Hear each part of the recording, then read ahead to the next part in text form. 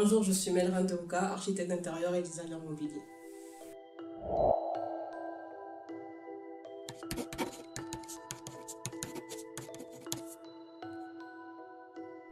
Je suis venue vous présenter un tableau que j'ai réalisé en format A3.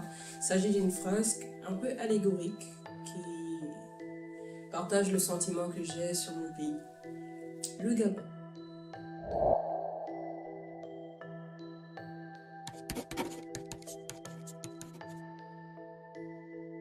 Alors, ce tableau, je l'ai fait, j'étais en dernière année universitaire. C'était une demande de prof de dessin. Ils avaient demandé de faire une ville imaginaire et nostalgique de mon pays. Je me suis dit pourquoi pas faire une ville symbolique pour mon pays. C'est l'histoire de mon pays, c'est l'histoire de ma culture, c'est l'histoire de mon identité en fait.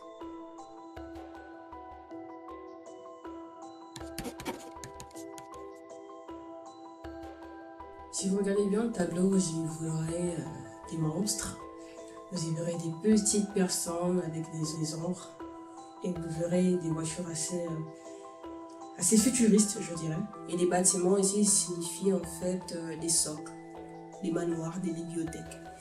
Ces bâtiments sont recouverts de voiles. Ce voile vient symboliser l'image d'un être humain avec un bandeau sur les yeux. Dans ce tableau, je raconte une histoire, celle selon laquelle nous avons une ville où nos us et coutumes circulent comme ça, nos traditions, notre identité circule dans les airs. Ce qui est représenté par les monstres. Et ces mêmes monstres circulent à la rencontre de personnes qui voudront les accepter. L'histoire, l'identité, la culture circulent toujours au sein de notre ville afin de pouvoir loger au sein de personnes qui sauraient prôner fièrement leurs valeurs en fait.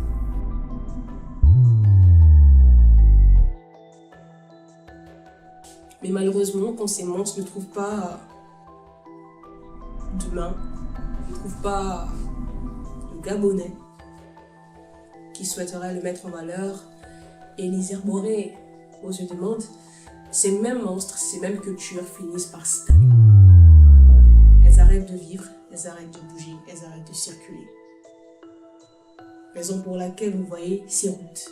Forme circulaire, bombée et gonflée représentent en fait la stagnation de chaque histoire, de chaque rite, de chaque tradition qui n'a pas pu être perpétuée.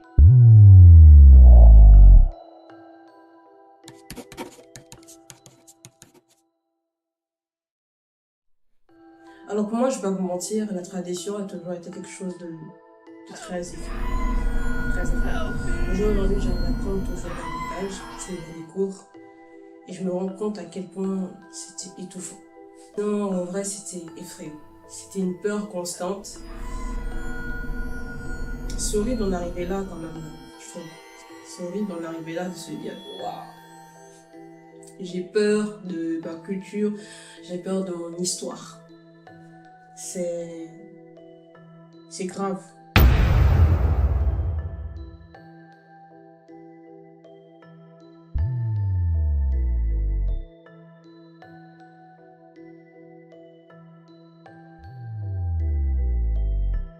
Mais en fin de compte, quand on y regarde bien,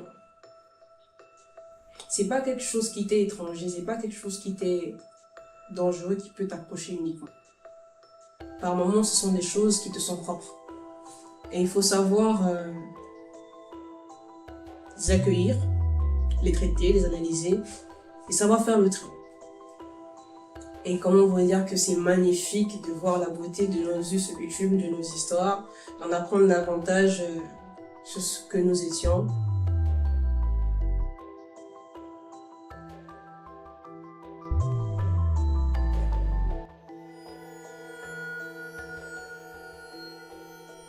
Avoir une tradition, un us et coutume ne veut pas dire qu'on va en arrière.